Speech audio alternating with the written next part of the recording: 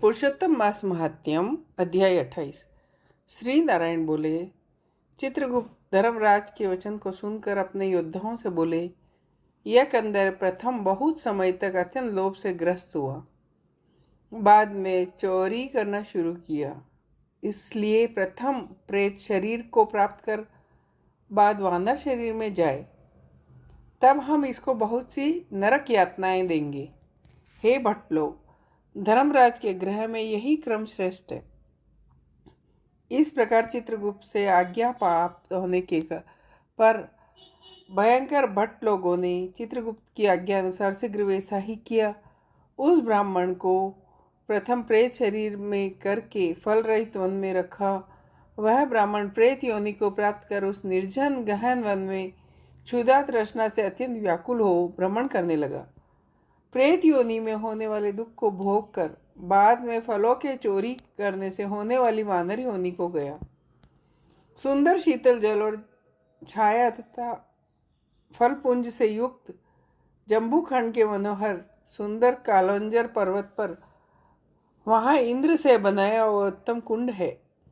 मानसरोवर के समान पवित्र, सत्पुरुषों से सेवित, पापों का नाश करने वाला, देवताओं को भी दुर्लभ मर्ग नाम से प्रसिद्ध था, जिसमें श्राद्ध करने से पितर लोग सदगति को चले जाते हैं। वहाँ पर देवता दैत्यों के भय से मृग होकर निरंतर निर्भय स्नान करने लगे। इसलिए विद्वान लोग उस कुंड को मृग तीर्थ कहते हैं। मनुष्य शरीर को प्राप्त कर यह ब्राह्मण वहाँ फलों के चोरी करने से पाप से प्रथम वानर शरीर को प्राप्त हुआ। नारद मुनि बोले, त्रैलोक्य के पवित्र करने वाले रमणीय मृग तीर्थ में पाप कोटि से युक्त वह दुष्ट वानर कैसे वास करता हुआ? हे नाथ, हे तपोधन, मेरे मन के संदेह को काटो। सूत जी बोले, हे विप्र लोग, इस प्रकार नारद मुनि से प्रेरित होने पर अत्यंत प्रसन्न तपोनिधि नारायण भगवान नारद मुनि का सत्कार करते हुए बोले, कोई चित्रकुंडल नाम का महान वैश्य था। पतिव्रत धर्म में परायण तारका नाम की उस वैश्य की पत्नी थी। उन दोनों ने भक्ति से पवित्र श्री पुरुषोत्तम मास का व्रत किया। जब श्री पुरुषोत्तम मास का व्रत करते उन दोनों का पुरुषोत्तम मास बीत गया। अंतिम वाले दिन के आने पर स्त्री के साथ हर्ष से युक्त श्रद्धापूर्वक चित्रकुंडल ने उद्यापन किया। पुरुषोत्तम मास के उद्यापन विधि करने के लिए वेद वेदांग को जानने वाला गुणी स्त्री सहित ब्राह्मणों को बुलाया। हे नारद, वहाँ पर धन के लोभ से कंदर भी आया। उद्यापन विधि के पूर्ण होने पर चित्रकुंडल ने बहुत बड़े दानों से उनका सपत्नीक ब्राह्मणों को प्रसन्न किया।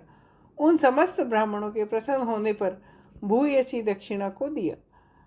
उस दी हुई भूयसी दक्षिणा से प्रसन्न अन्य सब ब्राह्मण ग्रह को गए, परंतु लोभी कंदर उस वैश्य चित्रकुंडल के सामने रोता हुआ खड़ा हो गया और बोला, हे चित्रकुंडल, हे भगवत भक्ति के सूर्य, आपने पुरुषोत्तम मास का व्रत विधि से अच्छी तरह किया। इस तरह पृथ्वी के तल पर किसी ने नहीं किया। आप कथार्थ हो, सर्वदा भाग्यवान हो, जो तुमने परम भक्ति से पुरुषोत्तम भगवान का सेवन किया। तुम्हारे पिता धन्य है और तुम्हारी पतिव्रता माता धन्य है, जिन दोनों ने तुम्हारे समान हरि वल्लभ पुत्र को पैदा किया। यह पुरुषोत्तम मास धन्य से भी धन्य है, जिसके सेवन से मनुष्य इस लोक के और परलोक के फल को प्राप्त करता है। हे विशापते, तुम्हारी इस पूजा को देखकर मैं चकित हो गया। अहो, तुमने बहुत बड़ा काम किया, इसमें संदेह नहीं। हर से दूसरे ब्राह्मणों को भी बहुत सा धन दिया। हे भूरी, भाग्यहीन मेरे लिए क्यों नहीं देते हो? इस प्रकार कंदर के कहने पर चित्रकुंडल वैश्य ने कंदर को धन दिया। कंदर्य ने धन को लेकर प्रसन्नता से उसको जमीन में गाड़ दिया। वहाँ पर कंदर ने श्री पुरुषोत्तम की बड़ी पूजा देखी और धन के लोभ से पुरुषोत्तम मास की प्रशंसा की। पूजा के दर्शन महत्यम से और पुरुषोत्तम भगवान की स्तुति से तथा धन का लोभ होने पर भी मृग तीर्थ को आया। सूत जी बोले, दर्शन से, स्तुति से, धन के लोभ से भी दुष्ट वानर को उत्तम तीर्थ का सेवन हुआ। हे द्विजलो, श्रद्धा से आदर पूर्वक पुरुषोत्तम देव के दर्शन और स्तुति में तत्पर सपत्नी के पुण्य का क्या कहना। नारद मुनि बोले, हे ब्राह्मण, सुंदर वृक्षों से शोभित सुंदर शीतल जल वाले मनोहर घनी छाया वाले वन में उसके रहने का कारण क्या है। श्री नारायण बोले, हे नारद, तुम सुनो, सुनने की इच्छा करने वाले तुमको मैं कहूँगा। इसमें कुछ कारण है जिसके श्रवण से पापों का नाश हो जाता है। जब समस्त अर्थ और फलों के दाता दशरथ के पुत्र रामचंद्र जी ने समुद्र में सेतु बांधकर दुष्ट रावण का नाश किया, उस रामचंद्र जी ने विभीषण को छोड़कर बाकी समस्त राक्षसों का वध किया, किसी को नहीं छोड़ा। अग्नि में परीक्षा कर सीता को ग्रहण किया। ब्रह्मा, शंकर, इंद्र आदि देवता रावण के वध से प्रसन्न होकर बोले, हे राम, तुम वर मांगो। ऐसा कहने पर भक्तों को अभय देने वाले रामचंद्र बोले, हे देवता लोग, यदि इस समय वरदान देना है तो सुनो। यहाँ पर राक्षसों से सूर वानर मारे गए, उनको हमारी आज्ञा से अमृत वृष्टि कर शीघ्र जिला दो। तथास्तु यह कहकर ब्रह्मा, शंकर, इंद्र आदि देवताओं ने अमृत की वृष्टि करके वानरों को जिला दिया। तदंतर वे जयशाली समस्त वानर जीवित हो गए और चिरकाल तक शयन कर उठ हुए के समान देखने में आए। रामचंद्र चारों तरफ बैठे हुए समस्त वानरों के साथ पुष्पक विमान पर सवार हो प्रसन्न हो सपत्नी रामचंद्र बोले, हे सुग्रीव, हे हनुमान, हे तारात्मज, हे जामवान, वानरों के साथ आप लोगों ने मित्र का समस्त कार्य किया। आप लोग उन वानरों को आज्ञा दो जिसमें यहाँ से आप लोगों की आज्ञा पाकर वानर अपनी अपनी इच्छा अनुसार जंगलों में जाएं। हमारे ये दीर्घजीवी वानर जहाँ जहाँ वास करे वहाँ के वृक्ष पुष्प फलों से युक्त हो जाए, नदी मीठे जल वाली हो जाए, शीतल जल वाले सुंदर तालाब हो, इनको कोई मना नहीं करे। हमारी आशा से समस्त वानर जाए। इसलिए रामचंद्र के प्रभाव से जहाँ वानर जाति के लोग वास करते हैं वहाँ वन में मीठे जल वाली नदी, सुंदर तालाब होते हैं, पुष्प पत्र से युक्त सुंदर फल वाले बहुत से वृक्ष हैं। परंतु अदृष्ट होने वाले पूर्व जन्म के सुख दुख जहाँ जहाँ प्राणी निवास करते हैं वहाँ वहाँ अवश्य जाते हैं, क्योंकि बिना भोगे कर्म का नाश नहीं होता, ऐसी वेद की आज्ञा है। श्री नारायण बोले, फिर वहाँ पर लालची वानर पर्वत के समान बढ़ता हुआ भूख प्यास से युक्त पीड़ित वन में विचरण करने लगा। उसके मुख में पित्त के प्रकोप से पीड़ा उत्पन्न हुई, जो उसका जन्म का रोग था। जिस पीड़ा से मुख के गांवों से दिन रात रुधिर बहता था, अत्यंत पीड़ा के कारण कुछ भी भोजन नहीं कर सकता था। वह वानर चंचलतावश वृक्षों में से उत्तम फलों को तोड़कर मुख के पास ले जाकर जमीन में गिरा दिया करता था। पीड़ा के कारण कहीं भी एक स्थान पर बैठने में असमर्थ था। एक वृक्ष से दूसरे वृक्ष पर जाता हुआ मृत्यु को सुख देने वाला मानने लगा। किसी समय पृथ्वी पर गिरा और अत्यंत दुखित हो विलाप करने लगा। शरीर के टूट जाने से जलहीन मछली के समान तड़पता हुआ रोदन करने लगा। उसके समस्त दांत मुख रोग से पीड़ित होकर गिर गए। इस प्रकार नित्य प्रति निराहार रहते हुए वानर को देव योग से पुरुषोत्तम मास आया। उस मास में भी उसी प्रकार शीतवात से पीड़ित रहा। किसी समय बहुल गहन वन में विचार करता हुआ वानर कुंड के पास पहुँचने में भी जलपान करने में समर्थ नहीं हुआ। भूख से युक्त भी वहाँ ऊंचे वृक्ष के ऊपर चढ़ गया। एक से दूसरे वृक्ष पर जाते हुए उसके बीच में एक कुंड आ पड़ा।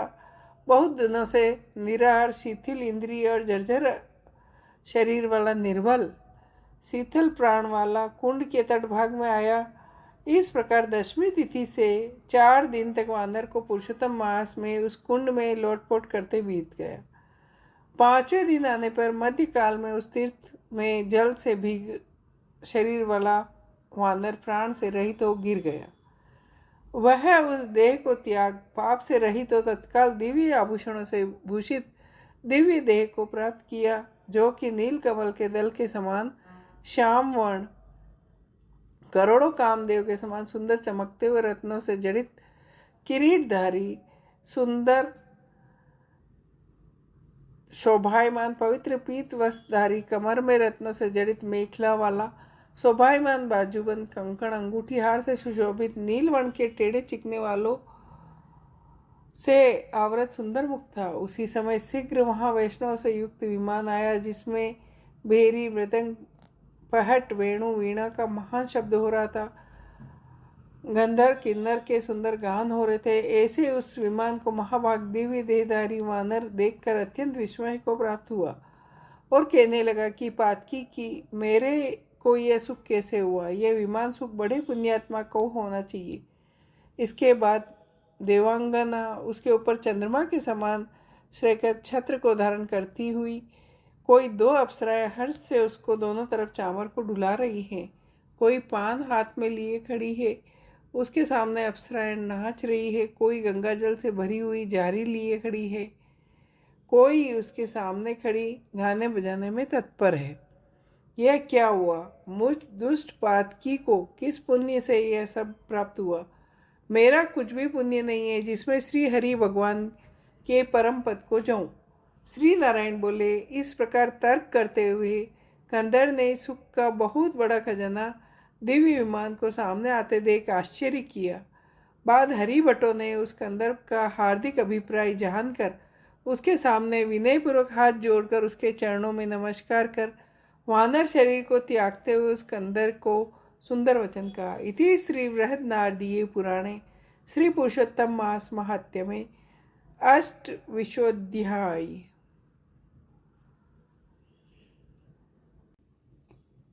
पुरुषोत्तम मास महात्म्यम अध्याय 28। श्री नारायण बोले। चित्रगुप्त धर्मराज के वचन को सुनकर अपने योद्धाओं से बोले, यह कंदर प्रथम बहुत समय तक अत्यंत लोभ से ग्रस्त हुआ, बाद में चोरी करना शुरू किया। इसलिए प्रथम प्रेत शरीर को प्राप्त कर बाद वानर शरीर में जाए, तब हम इसको बहुत सी नरक यातनाएं देंगे। हे भट्ट लोग, धर्मराज के गृह में यही क्रम श्रेष्ठ है। इस प्रकार चित्रगुप्त से आज्ञा प्राप्त होने के पर भयंकर भट्ट लोगों ने चित्रगुप्त की आज्ञा अनुसार शीघ्र वैसा ही किया। उस ब्राह्मण को प्रथम प्रेत शरीर में करके फल रहित वन में रखा। वह ब्राह्मण प्रेत योनि को प्राप्त कर उस निर्जन गहन वन में क्षुधा तृष्णा से अत्यंत व्याकुल हो भ्रमण करने लगा। प्रेत योनि में होने वाले दुख को भोग कर बाद में फलों के चोरी करने से होने वाली वानर योनि को गया।